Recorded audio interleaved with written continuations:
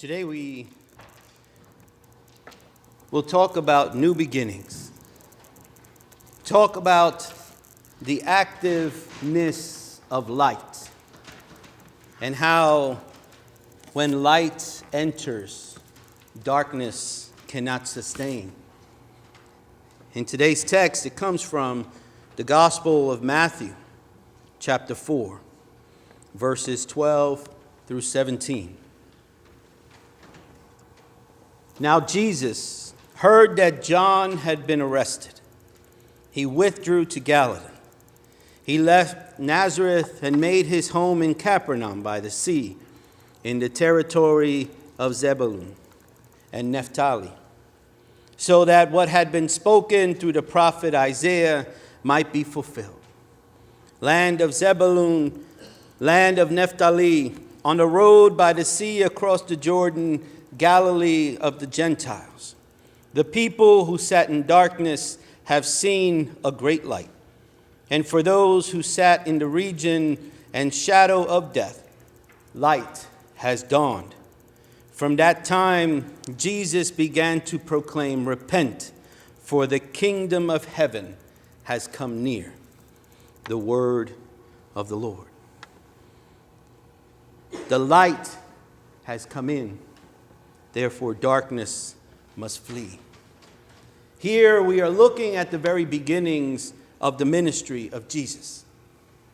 Jesus, who had been called, and we know the story. We just finished Christmas and Epiphany, so we heard the stories of the birth from a virgin and the wise men and the shepherds. This special Jesus who was born unto us, Emmanuel, God among us, who was born to bring salvation.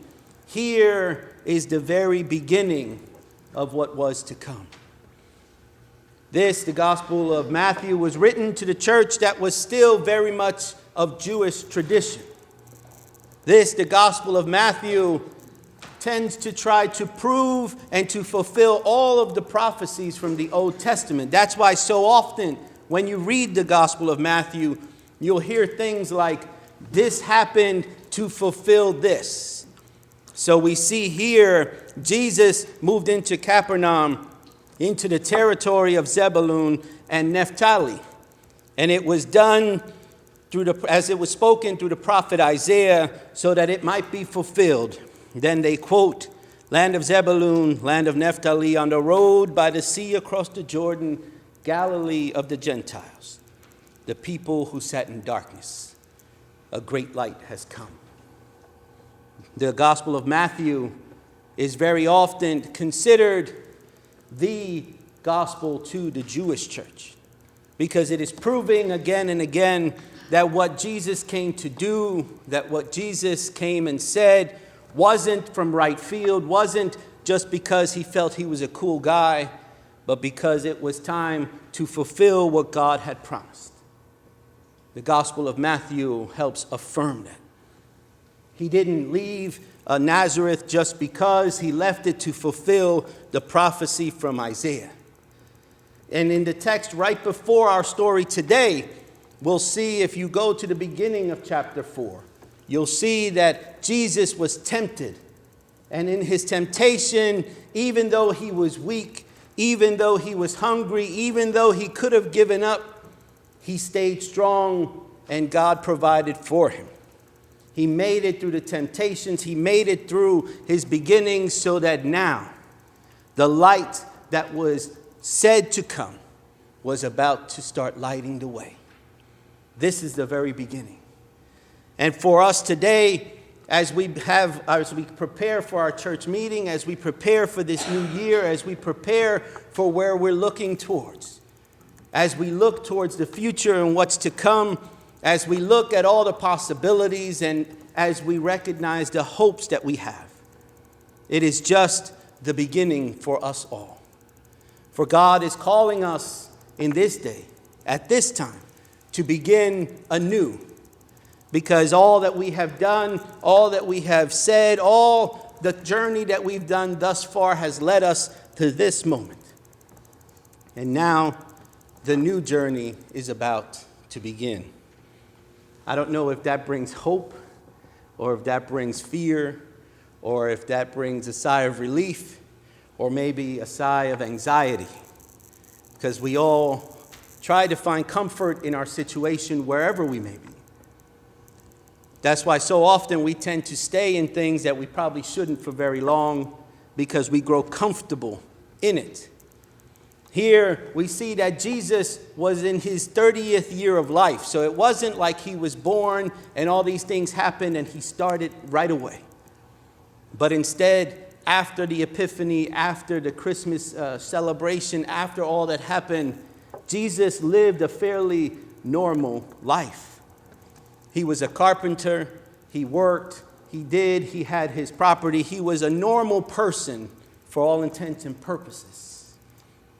And then his time came. His life was a fairly normal one until his quote-unquote normal life came to its end. And now his extraordinary life. So rather than just staying in the ordinary, his extraordinary life was about to begin. So here, as we start this 2019 year, we're already 3 weeks in. Over 3 weeks. We've come to this point as individuals, as a community, and we've been living a fairly ordinary life, an ordinary journey. But how many are tired of being in the ordinary? How many are tired of being in the mundane every day? Sometimes in that ordinary, we may be tired of it and we may be exhausted of it, but it's just the norm, so therefore we are comfortable in it. Because, God forbid, we ever find discomfort in our lives. God forbid our roots are shaken. God forbid that life brings difficulty into our life. We rather the ordinary because we understand it and we know it, even if it doesn't benefit us. But what if today, what if this week, what if this month and this year, what if this were the beginning of the extraordinary? For 30 years, Jesus lived an ordinary life. Carpentry, probably hung out with his friends, did what normal people would do at the time, but the time had come to end his ordinary life and begin an extraordinary journey. You're here today and you've made it this far. And there have been moments that have been rough, moments that have been amazing. As life would have it, we all go through our mountaintops of greatness and our valley lows of difficulty. But yet we live most of our life in the ordinary, in the mundane. I get up in the morning, I go to work, I do what I do. I complain about it at times and I celebrate it at other times. I'm okay with it one day and then the other days I'm tired of doing this. I know, I did accounting for 18 years.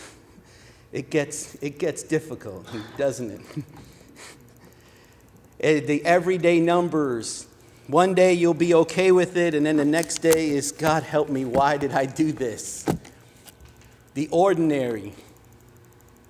We get tired of it, but yet we're comfortable in what we know. For many, there's life situations that are not good for us. But yet we continue because it's the thing that we know. For some of us, drama comes in our direction. It's not even that we're looking for it or trying to bring it in. It always seems to find you one way or another. And yet, you continue because you're used to it. You're used to whatever that is. But I have to let you know that just because you're used to being in this stuff, it doesn't mean that that stuff is good for you. It doesn't mean that it's good to you. And it definitely doesn't mean that that's what God wants for you either. We've learned to make the ordinary into our all. But yet we believe in a God who spoke and created things. We believe in a God who freed people from slavery. We believe in a God who opened a sea before a people so that the enemies can get drowned behind them.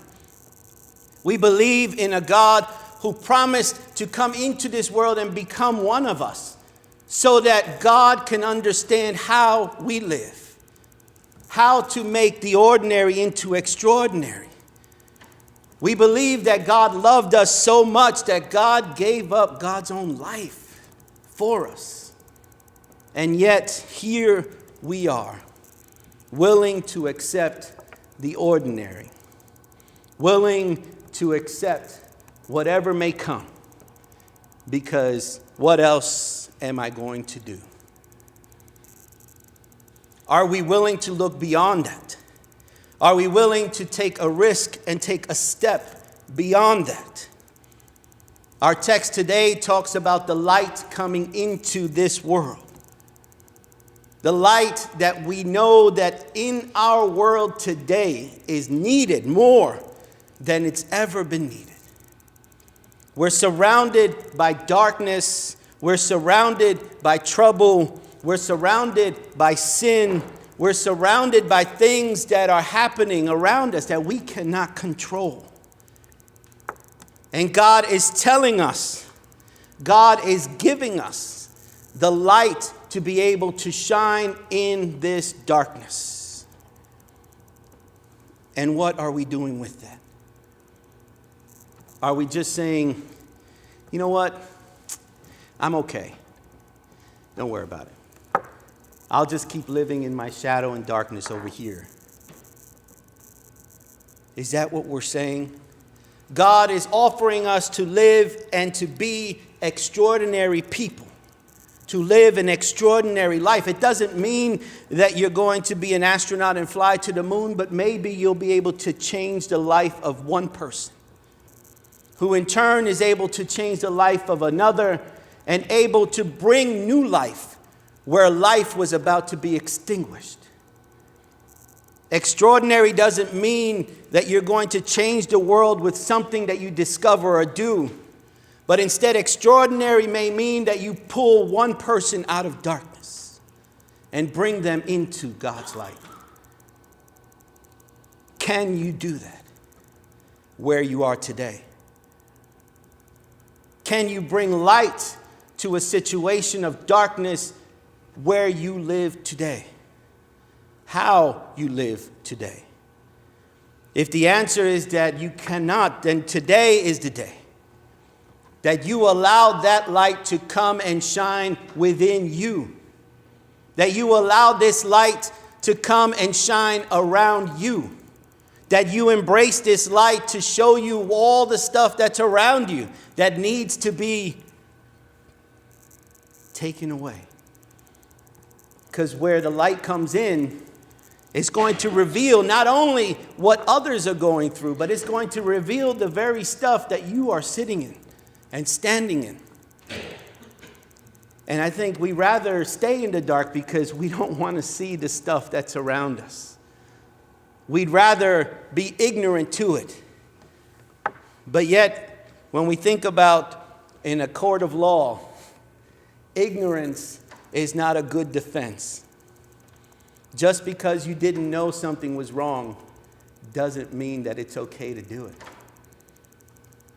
Just because you want to be ignorant about the stuff that you're sitting in, or the stuff that's surrounding you, or the life that's coming upon you, that's holding you back. Just because you want to ignore it doesn't mean that it doesn't exist. But in fact, the light that God is willing and wanting to shine upon you, to shine within you, to shine around you, not only will reveal this, but God does something else. God brings the freedom that we need. God brings the strength that we need. God brings the understanding that we need. And I say we because we are all in this. This isn't about you by yourself. It isn't about me by myself, but we walk in this together. We help each other. If I cannot bring light into your life, then am I being Christ-like? Am I living a life worthy of Christ if I cannot shine God's light into your life? Are we living a life that God has called us to as a church if we're not shining light out unto those who are in darkness? Are we living out the life that God has called us to as the church if instead of going out and bringing the light, we're holding it and hoarding it within and just keeping it for ourselves? Are we? Today, this week, this month, this year, as we are at its very beginning, is our time to bring new life into our lives, to bring new light into our church, to be new light and life for those around us, to be new light and new life for those who are struggling. Today is the first day of who and what God is calling us to be. And so I challenge you, are you willing to be that light? Are you willing to live that life? Are you willing to take the chance and step out of your ordinary life and allow God to put you on an extraordinary path to bring light to those who are struggling?